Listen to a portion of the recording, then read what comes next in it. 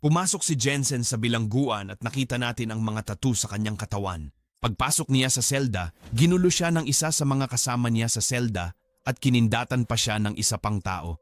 Mukhang tatanggapin nila siya sa bilangguan sa sarili nilang paraan. Nakarinig ang mga gwardya ng bilangguan ng away at kaguluhan sa loob ng selda. Pumunta ang mga gwardya sa selda para tingnan kung ano ang mangyayari. Napansin ng mga gwardya na ang isa sa mga bilanggo ay nakahiga sa lupa na parang natutulog. Walang takot na nakatingin si Jensen sa mga bilanggo sa selda. Ang bilangguan na ito ay itinuturing na isa sa mga pinakabantay na bilangguan at lahat ng mga bilanggo dito ay mapanganib na mga kriminal at walang sino man sa kanila ang hindi nakagawa ng krimen. Sa ikalawang araw, kumain si Jensen ng tanghalian sa kainan ng bilangguan. Biglang lumapit kay Jensen ang isang kalbong lalaki at nang lapitan niya ito, ang dalawang taong nakaupo kasama ni Jensen ay nagtakbuhan na parang alam nilang may mangyayari. Dinudura ng lalaking ito ang pagkain ni Jensen at sinusubukan niyang pukawin si Jensen. Pero kalmado lang si Jensen at ayaw masangkot sa gulo sa unang araw niya sa bilangguan. Kasabay nito, isa pang lalaki ang lumapit kay Jensen. Tinanong ng lalaking ito si Jensen kung pinatay niya ang kanyang asawa. At tinanong din niya ito kung pinatay niya ito dahil sa pagtataksil.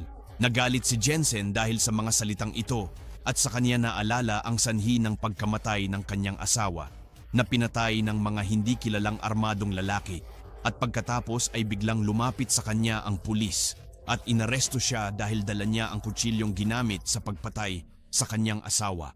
Dahil doon, napunta siya sa kulungan. Nakipag-away si Jensen sa lalaking ito at nagsimula ng isang suntukan. Pagkatapos ay dumating ang kalbong lalaki at sinuntok si Jensen. Isang marahas na pagtatalo ang naganap sa pagitan nila. Dumating ang mga gwardiya at pinalibutan sila. Binalaan si Jensen na mapapahamak siya sa pananakit sa mga kalbo. Pagkatapos ay dinala ng mga gwardiya si Jensen sa opisina ng warden na nagngangalang Lisa. May iba pang mga layunin ng warden nang imbitahan niya si Jensen sa opisina. Si Jensen ay isang profesional na driver ng race car at isa ring profesional na auto racer. Dati, ang bilangguang ito ang nag-oorganisa ng karera ng kotse at ang karerang ito ay pinahihintulutan ng may karahasan. Kaya naman ito tinawag na death race. Malaking pera ang ibinabalik ng karerang ito sa bilangguan sa pamamagitan ng live broadcast nito. May isang profesional na nakamaskarang driver at kaya niyang manalo sa lahat ng karera. Nanalo siya ng 4 na magkakasunod na karera at naging napaka-popular. Ngunit namatay siya bago pa man makarating sa dulo ng karera sa kanyang ika-5 karera. Dahil gustong mapanatili ng warden ang panonood ng live broadcast, sinubukan niyang isuot ang maskara ni Jensen at magpanggap na ito ang nakikipagkarera. Para hikayatin siyang pumayag, sinabi niya rito na palalayain niya ito sa bilangguan kung mananalo ito sa karera. Dahil gusto ni Jensen na makalabas ng bilangguan upang ipaghiganti ang kanyang asawang pinatay, ay pumayag siyang gawin ito. May 3, isa't Koponanda Jensen na tutulong sa kanya sa karera. Isa sa kanila ang nagsabi kay Jensen ng mga patakaran ng karera at sinabi rito na ang karera ay nahahati sa 3 round at dapat niyang talunin ang pinakamaraming bilang ng kanyang mga kakumpetensya sa unang 2 round at dapat niyang maabot ang finish line habang siya ay nabubuhay pa. Sa ika-3 round, ang bilis ang magiging pinakamahalagang bagay. Sa eksenang ito, nakikita natin ang ilang taong papalapit kay Jensen at sa kanyang koponan. Isa sa mga lalaking iyon ay nagngangalang Cannon Face at hindi niya alam na pinalitan na nila ang nakamaskarang kalahok. Pagkatapos ay nagpasya ang taong ito na huwag silang masyadong kausapin dahil ayaw niyang makaabala sa kanila, kaya nagpasya siyang umalis na lang kasama ang kanyang mga kaibigan. Pagkatapos ay nakikita natin ang pagdating ng mga bilanggo sa bilangguan at nakikita natin si Jensen na napansin ang presensya ng mga bagay sa mga kamay ng mga bilanggo na ito at naaalala na ang taong pumatay sa kanyang asawa ay may hawak na ganoong bagay. Kaya sinigurado ni Jensen na ang mga taong pumatay sa kanyang asawa ay may relasyon sa mga taong ito na pumasok sa bilangguan. Pagkatapos noon, pumupunta sa bilangguan ang mga babaeng bilanggo. Ang mga babaeng bilanggo na ito ay pumunta sa bilangguan para sa isang partikular na misyon. Isa sa mga batang babae ang sumama kay Jensen sa kotse at nalaman niyang pinalitan na nila ang lalaking nakamaskara dahil sinabi niya rito na mas maganda ito kaysa sa nakaraang kalahok. Binabantayan ng warden ng bilangguan ang sitwasyon mula sa malayo at dinadala niya ang mga bilanggo sa bilangguan upang maging gabay sa karera at upang makatulong din na mapataas ang mga manonood ng live broadcast. Sa simula ng karera, may 9 na malalaking armored car na handang umandar at nang tumunog ang sipol ng pagsisimula, lahat ng mga kotse ay nagsimula ng napakabilis at ang tunog ng mga gulong na kumakaskas sa lupa ay pumuno sa lugar at ang tunog ng mga kotseng nagbabanggaan ay malakas din. Hindi nagtagal at nasungkit ni Jensen ang unang pwesto. Naging napakatindi ng labanan sa pagitan ng mga kalahok at maaaring magbago ang resulta anumang oras. Malakas na hinampas ng bala ng kanyon ang sasakyan ni Jensen at pareho silang tumakbo palabas.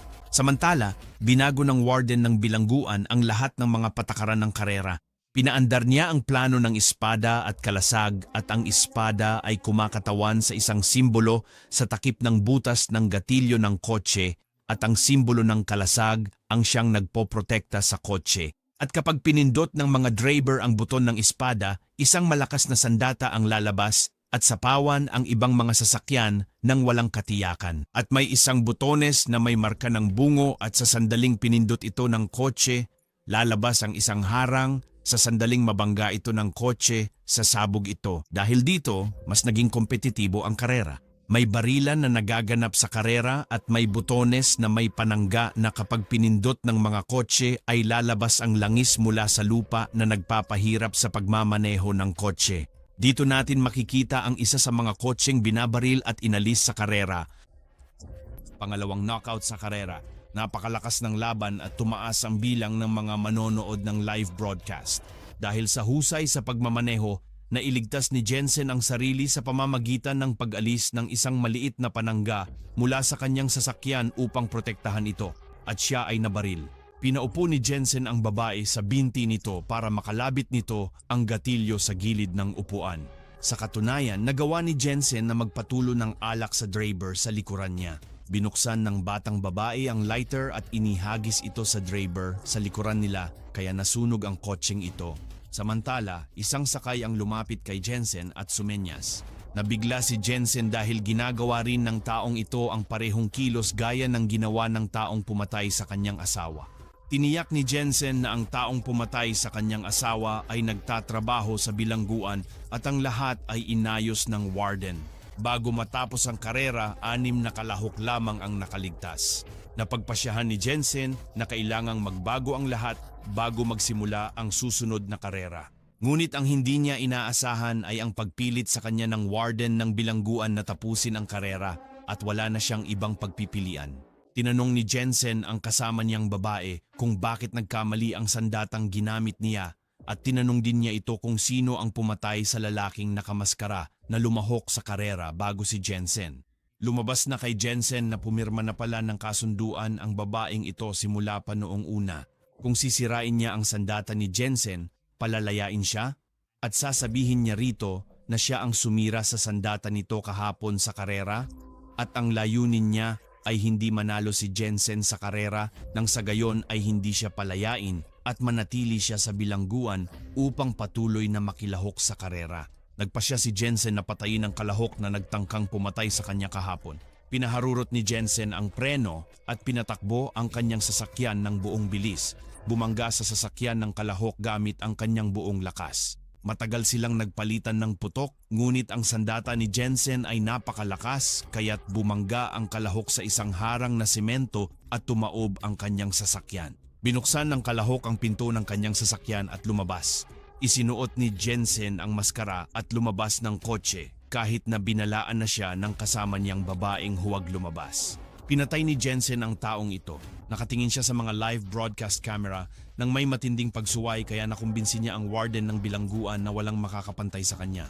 Ito ang nagudyok sa warden na gamitin ng armored vehicle.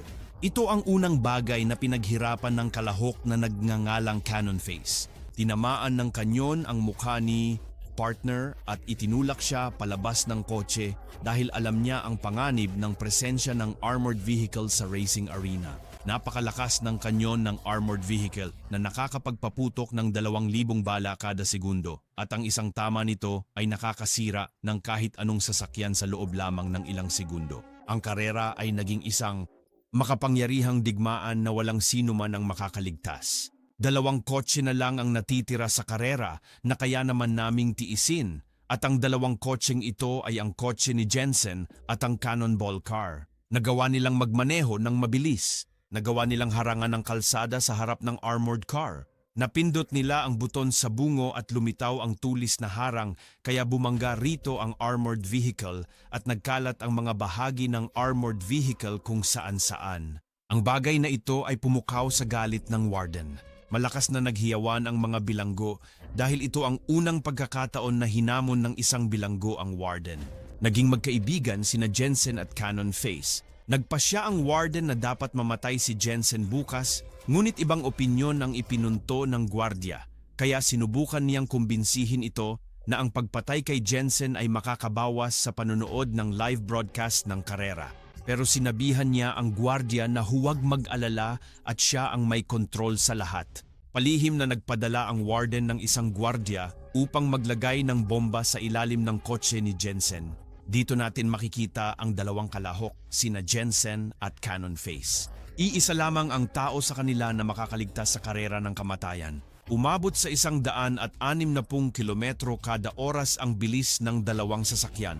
Pinindot ni Jensen ang buton ng kalasag, ngunit lahat ng armas ng kanyang sasakyan ay hindi gumagana ng maayos. Ang warden ang nasa likod ng pagpapagana ng sasakyan ni Jensen.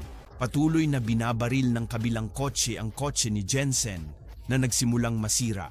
Hiniling ni Jensen sa kasama niyang babae na tanggalin ang bakal na panangga na nagpoprotekta sa kotse at tinanggal nga nito ang bakal na panangga. Ngunit nagawang iwasan ng mukha ng kanyon ang bakal na kalasag. Nagpasya ang mukha ng kanyon na gamitin ang kaniyang nakamamatay na sandata at pinaputukan ito gamit ang isang rocket launcher na sumira sa lahat ng pader ng bilangguan at napuno ng usok ang lugar. Hindi nakita ng warden ang nangyayari sa karera. Nakatakas ang 2 kalahok mula sa bilangguan at sila ay nagkatinginan at nakangiti na nagpapahiwatig ng tagumpay. Nag-alala ang warden ng bilangguan kaya isinara niya ang live broadcast at pinatigil din ang mga armas ng lahat ng mga sasakyan. Pagkatapos ay pinindot niya ang buton para pasabugin ang bomba sa ilalim ng kotse ni Jensen. Mabuti na lang at nagawa ng alisin ng pangkat ni Jensen ang bomba mula sa kotse. Inutusan ng warden ang mga guwardiya na subukang hulihin ang mga nakatakas na kalahok. Naagaw ng atensyon ng mga guwardiya ang atensyon dahil sa malakanyon na mukha nito. Ngunit gustong-gusto ng warden na arestuhin si Jensen kaya inutusan niya silang patayin ito. Nagpasya ang batang babaeng kasama ni Jensen na tulungan siya at naagaw nito ang atensyon ng mga guwardiya. Mabilis na tumalon si Jensen palabas ng kotse at sinubukang tumakas. At saka nakita natin ang batang babae sa kotse na lumabas na nakasuot ng maskara. Nakatanggap ang warden ng isang maliit na regalo at pagkatapos niyang buksan ang kahon ng regalo, natagpuan niya ang bombang inilagay niya sa ilalim ng kotse ni Jensen sa harap niya.